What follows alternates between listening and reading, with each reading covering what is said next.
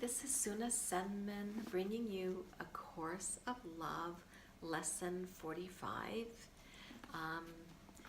This is pretty deep and concentrated, and if you want to read some things, also thought-provoking, but perhaps a little bit lighter in line with A Course of Love, you may read one of my books, Being a Process, Peace, Discovering Life's Harmony Through Relationships, or The Dragon Adventure, which is actually a children's book, and it's a great activity for anyone of any age. It's based on Qigong movements and courage and compassion.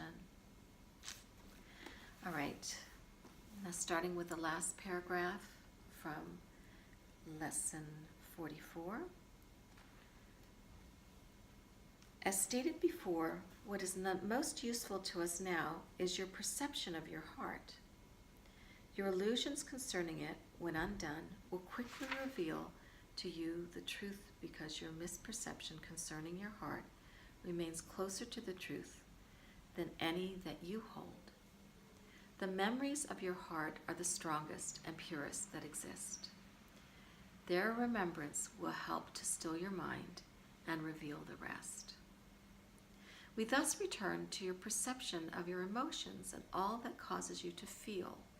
In your feelings, especially those you cannot name, lies your connection to all that is.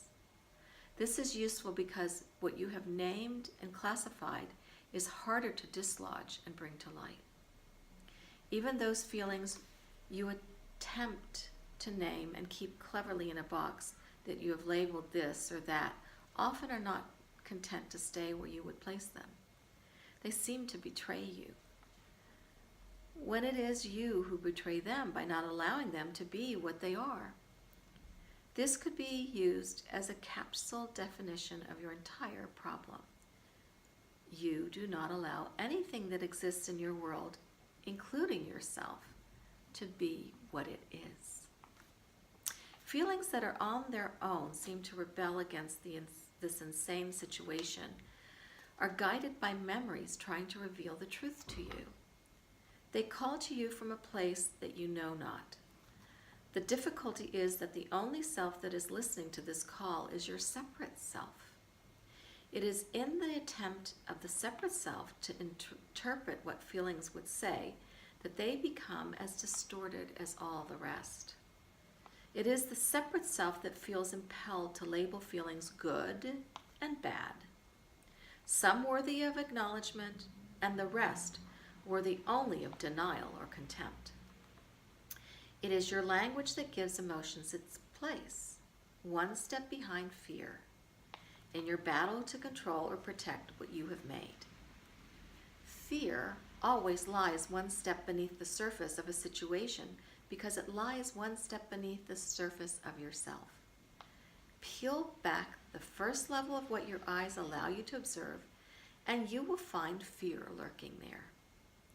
The next level, depending on your disposition, is either the desire to control or the desire to protect. They're really the same, but they wear different faces to the world. If, for the purpose of our discussion, the body is the surface aspect of yourself, and if beneath the surface, what it first encountered is fear, it is from fear that all the rest proceed. Surely, it is as easy to see that neither the desire to control nor to protect would exist without the layer of fear that comes before it. Fear, like all the rest of your emotions, comes in many guises, and it's given many names.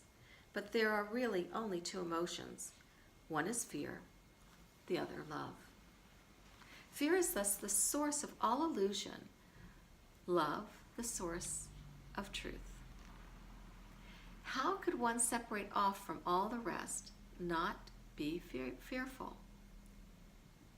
It matters not at all that all whom you observe seem to be separate as well. No one really believes another to be as separate as he is. It always seems as if others have what you lack and what you're looking for. You seem to be alone in your frailty, loneliness, and lack of love.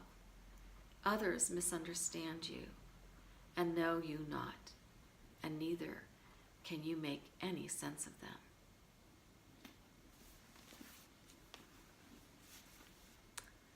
Recognize these thoughts and feelings. Well, tomorrow we will continue and be guided